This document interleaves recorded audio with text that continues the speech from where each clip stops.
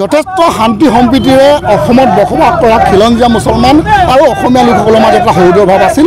সেই সৌদৰ ভাৱ কিন্তু বিনষ্ট কৰিবৰ কাৰণে আচলতে আব্দুল ৰছিদ মণ্ডল নামৰ যিজন আচলতে পশ্চিম গোৱালপাৰাৰ বিধায়ক আছে, কংগ্ৰেছী বিধায়ক, তেখেতে যোৱাকালি এটা মন্তব্য কৰিছে, যিহেতু অসমত বিদেশী খেদা এটা আন্দোলনৰ উকমুকনি ঘটিছে।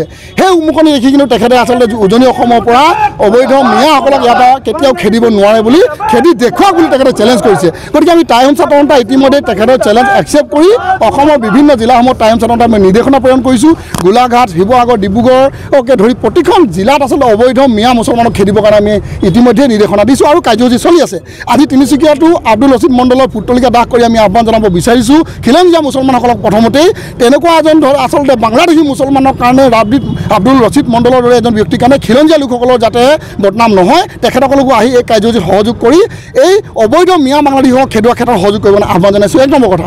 দ্বিতীয় কথা হ'ল টাইমছ তদন্তৰ প্ৰতিখন জিলা সমিতিক আমি আচলতে নিৰ্দেশনা প্ৰেৰণ কৰিছোঁ, আব্দুল ৰছিদ মণ্ডল যদি কিবা কাৰণত তেখেতসকলে যিকোনো কাৰণতে নহওক আচলতে যদি উজনি অসমলৈ কেনেবাকৈ আহে, প্ৰতিখন জিলাৰ কৰ্মকৰ্তাসকলক কোৱা হৈছে য'তেই দেখে তাতে তেখেতক আচলতে গুলকৈ পিটন দি তেখেতক খেদি পঠিয়াই দিবৰ কাৰণে আমি নিৰ্দেশনা প্ৰেৰণ কৰিছোঁ। ইতিমধ্যে সকলো ল'ৰা হস্তম হৈ আছে। নমস্কাৰ, মই অজয় ফুকন আৰু এইখিনিতে সমূহ এনি ভাৰত চেনেলটোৰ যিসকল কৰ্মকৰ্তা আছে সকলোৰে মোৰ ফালৰ পৰা শুভেচ্ছা জ্ঞাপন কৰিছোঁ।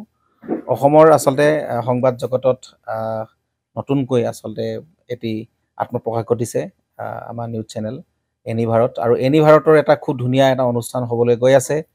সকলোৱে জানে আমাৰ সকলোৰে মৰমৰ হাৰ্টথ্ৰব জুবিন গাৰ্গৰ গানে কি আনে, আচলতে জুবিনদাৰ সেই গীতৰ আধাৰত আমাৰ হিৰুদাই লিখা সেই গীতটি গানে কি আনে, এই গানে কি আনে নামৰ এটি তেওঁলোকে সাংগীতিক ৰিয়েলিটি শ্ব' কৰিবলৈ গৈ আছে। আৰু 15 আগষ্টৰ পৰা গোটেই আৰম্ভ হ'ব। প্ৰথম অডিশ্যন অসমৰ ধেমাজি জিলাত আৰম্ভ কৰিব। গতিকে সমূহ যিসকল প্ৰতিভা আছে, যিসকলে গান ভাল পায়, যিসকলে তেওঁলোকৰ নিজৰ প্ৰতিভা আচলতে দেখুৱাব বিচাৰে, এই ৰিয়েলিটি শ্ব'ত গানে কি আনে এই প্ৰতিযোগিতাত অংশগ্ৰহণ কৰক আৰু খুব ধুনীয়া আপোনালোকে সুবৰ্ণ সুযোগ লাভ কৰিব।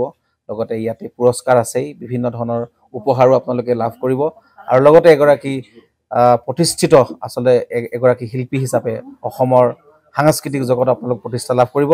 গতিকে গোটেই অনুষ্ঠানটোলৈ মোৰ ফালৰ পৰা শুভকামনা থাকিল আৰু লগতে এই অনুষ্ঠানটোত আপোনালোকে অংশগ্ৰহণ কৰিব। আমিও আছোঁ আৰু সকলোকে আমি লগ পাম। ধন্যবাদ।